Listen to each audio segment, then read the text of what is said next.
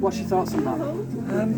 Really disappointed, especially with the nature of the goals. I mean, no matter how much coaching, how much you give the players a bit of spirit, a bit of confidence and motivation, they were really poor goals. And I was always worried when we gave the first one away that we weren't going to see the half out and stay strong. And because the track record being here is when we concede, we tend to concede again. So I'm really disappointed in that because we had to be at our best to compete. And I don't mind, I can hold my hands up if the other team are really good and outplay us and do everything right and earn opportunities. What you can't do is give them cheap goals. And unfortunately, we gave them two of the worst goals probably I've seen since I've been here. Because it started off right. I mean, what did you make? Should have had a penalty early on, do you think? You can debate that, and people who get paid a lot more money than me on Match of the Day will be debating it. I think there's always situations where people, some people don't understand it, but it's a hard foul. Some referees might give it, some might not give it. And I think in the culture since the post-Euros, I think the English referees gave away bought penalties. Team players bought penalties very easily for half fouls, and I think that's a problem, and I think what the Euros showed is referees being a little bit stronger and not taking it. And to be fair, does that kind of challenge warrant a free shot at goal? But that's the rules of the game. So, but we can't lament that. I just generally we did get balls at the front players, but it just seemed like they never got to the pitch of the ball, or it was the pitch, or whether it was their touch, or their confidence, or the awareness of defenders. It just didn't stick. They didn't combine. Didn't create enough opportunities.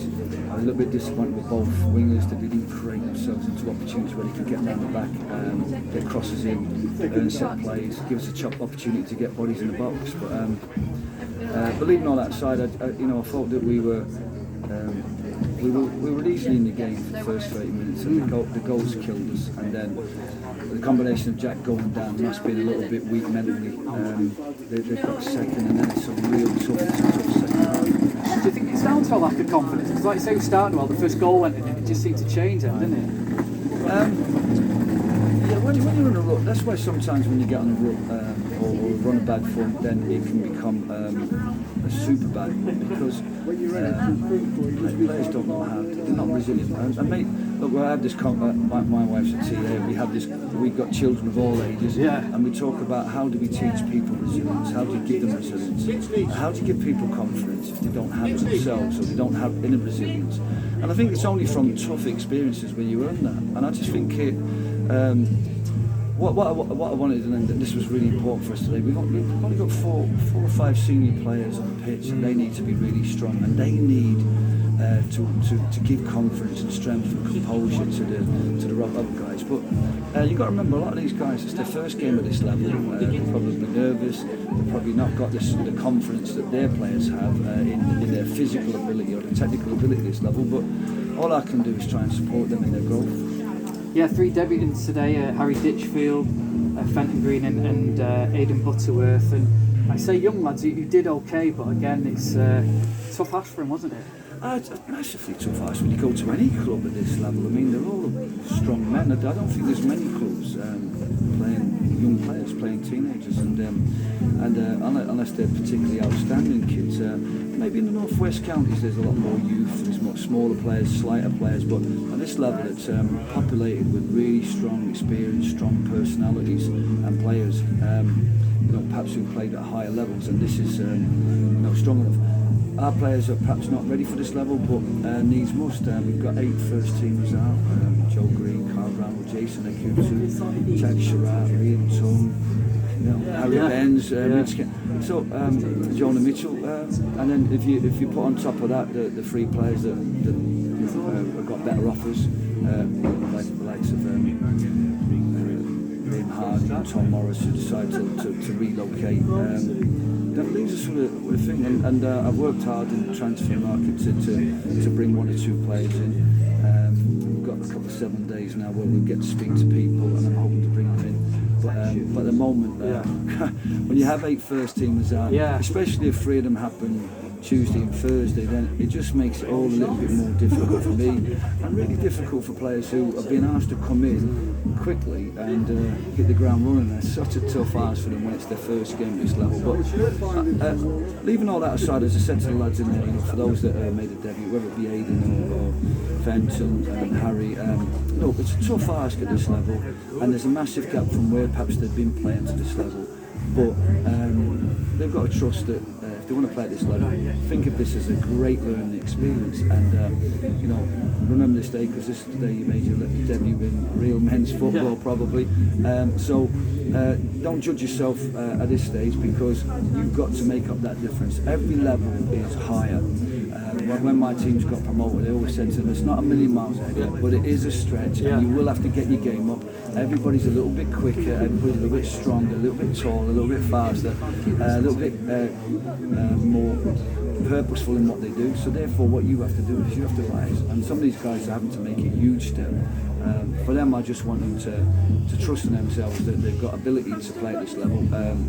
Maybe they're not ready, but we've had to use them. And I may get judged on the results, but when you look at the squad available, all I can get judged on is the effort put out there. And in that sense, I'm just disappointed that two poor errors really led to their goals. So it wasn't a fair reflection on the first half's performance. And second half, I was pleased that we stayed strong, because I was a bit worried about whether we would feel weaker and maybe they would turn up the score. But we stuck to it, and it would have been nice if we'd got a goal. We had a couple of opportunities, but I think in the balance of the game we did deserve to win it. But like I said, we're not going to win games, and we're not going to get anything out if we concede poor goals. Injuries are really hamstringing us as well. I mean, do you think, have you known anything like it in your management? I mean, 8 first teamers out injured.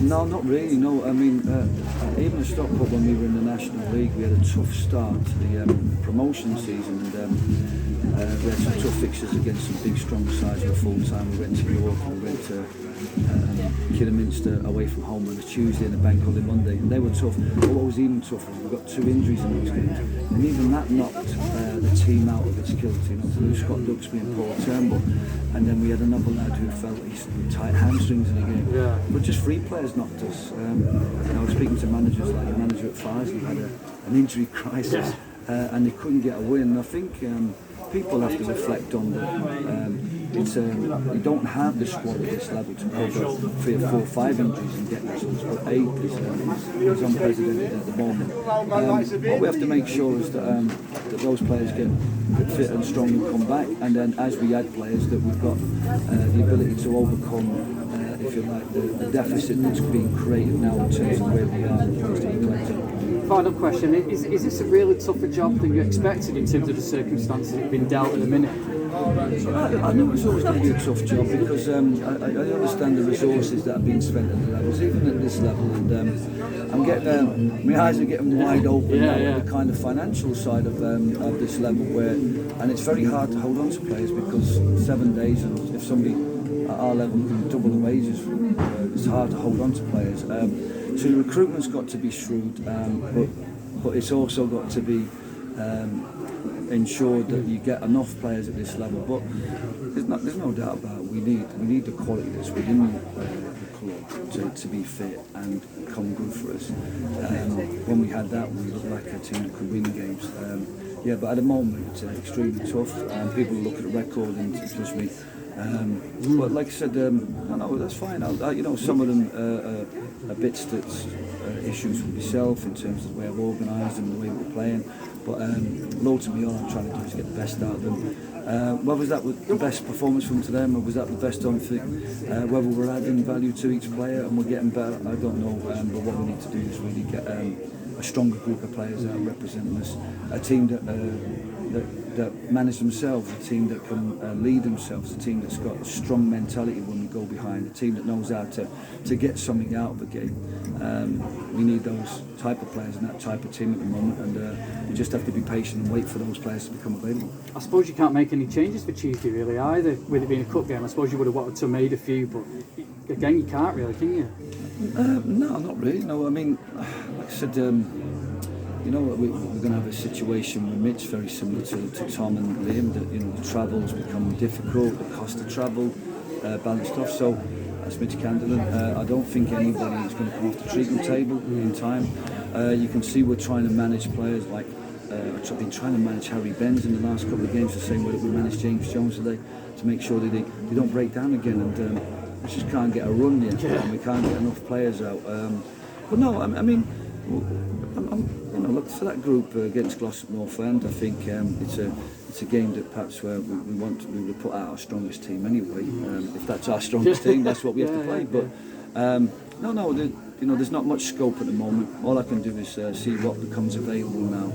We're working really hard. I think this is a particularly tough time at every level because everybody's got an awful lot of games. Everybody's coming out of a backdrop of COVID and the injury crisis at lots of clubs. I've got managers ringing me and saying, I've only got 12, I've only got 13. And I said, I can't give you anything because I'm dipping in my 21s into my 18s. So I can top that. Did you say like?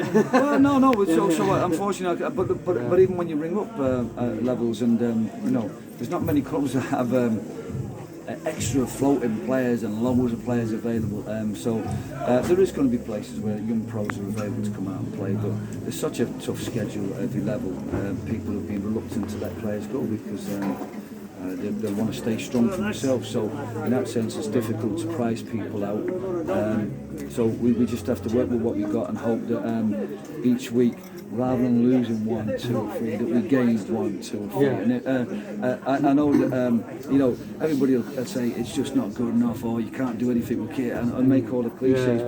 But it's a catalogue of little issues that build up to the kind of results and performances. And I know from experience that you just have to keep making better, get 1 player back, 2 players back, add something, improve something, and slowly the performances improve, and we get to a point where we become much more competitive. And you know, I wish for these guys in here, it's a tough experience for them. I wish for them that they get an opportunity to score goals and win games, and let's hope we start on Tuesday.